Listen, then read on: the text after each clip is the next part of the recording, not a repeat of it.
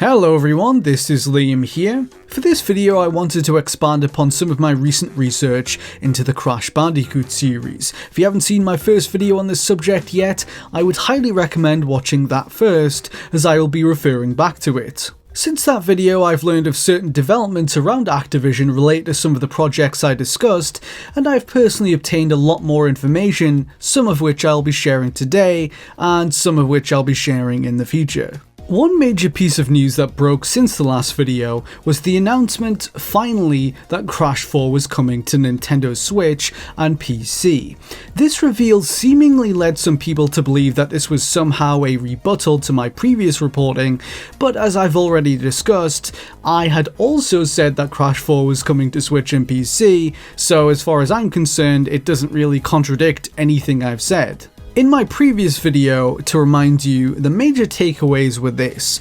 Toys for Bob had been working on a Crash Bandicoot multiplayer game, or multiplayer suite, called the Wumpa League, using the technology from Crash 4. It was planned to be released possibly as an update for Crash 4, before it was shelved in November 2020 and staff were moved off the project. On top of that, some of the other work Toys for Bob was doing was also said to have been shelved. The staff from it were then apparently moved on to supporting the development of other Activision projects. From the sources I've spoken to, it seems like this was a difficult time for the company, and at least one major figure from the development of Crash 4 and Spyro Reignited trilogy has since left in the aftermath of it. On top of that, I received further proof that Toys for Bob was developing another project alongside Wumpa League, and unfortunately, it appears to have been cancelled altogether. As for Wumpa League itself, on the other hand, the situation may not be quite so bleak, depending on who you ask. Some believe that the project remains shelved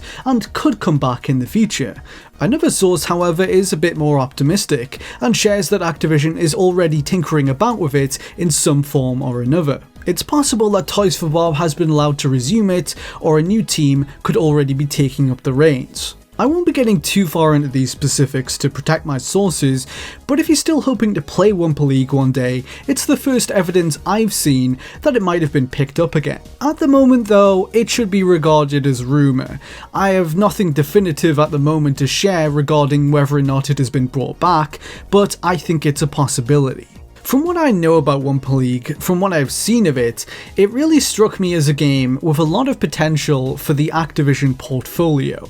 A multiplayer-focused game with mass appeal, and the potential for a profitable ongoing monetization model through cosmetics. This was why you'll remember that I mentioned that it was a distinct possibility that it could return in the future, and labelled the game as shelved, not cancelled, although some people didn't seem to pick up on that nuance. A game that is shelved can generally be taken down off that shelf in the future.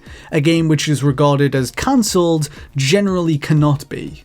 That is my personal definition of those terms, and I want to keep making that distinction. Wumpa League was allegedly shelved, the other project Toys for Bob had in development was apparently cancelled. For now, I am unable to share anything regarding that other project, but I want everyone to know that I do plan on sharing more on it in the future. All I'll say for now is that I imagine it will be a much bigger deal to most people than the Wumpa League. I'd like to be able to cover it in a Game History Secrets video at some point in the future. It might be a while, but hopefully one day we'll get there. I want to talk about Wumpa League for the time being though, and discuss some recent evidence that backs up my research, and address something that I've been asked about quite a lot. When Crash 4 was announced to be coming to new platforms, Activision released a new piece of promotional art, one with a potentially interesting colour scheme that led some to believe that it could be connected to the Wumpa League. The Wumpa League logo, which was teased in the video released by the Crash Bandicoot Twitter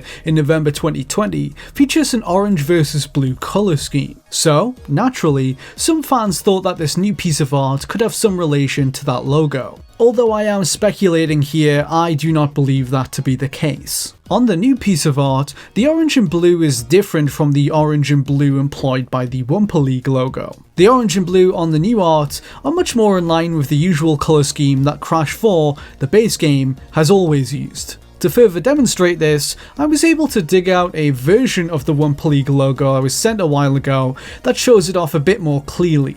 As well as this, the new art splits the characters between their allegiances, good versus evil. As far as I'm aware, the Wumpa League was team-based, but players could pick any character, so Crash and Cortex could fight alongside each other theoretically. In other words, while the Wumpa League game/expansion could still arrive someday, I doubt that this is a teaser for it. Another piece of evidence that, from my perspective, supports my research is a small discovery that was made in the Crash Bandicoot fan community. On the Crash Cove fan Discord, a user named Gravilla data mined an asset linked to the Wumpa League, which I'd alluded to previously. In my last video, I mentioned that there were many different cosmetic skins for each character in the Wumpa League, which included a variety of different parachutes, similar to Fortnite. After that video, an asset found in Crash 4's data by Gravilla appeared to be a burger-shaped parachute. Since then, I have shown this asset to some of my Activision sources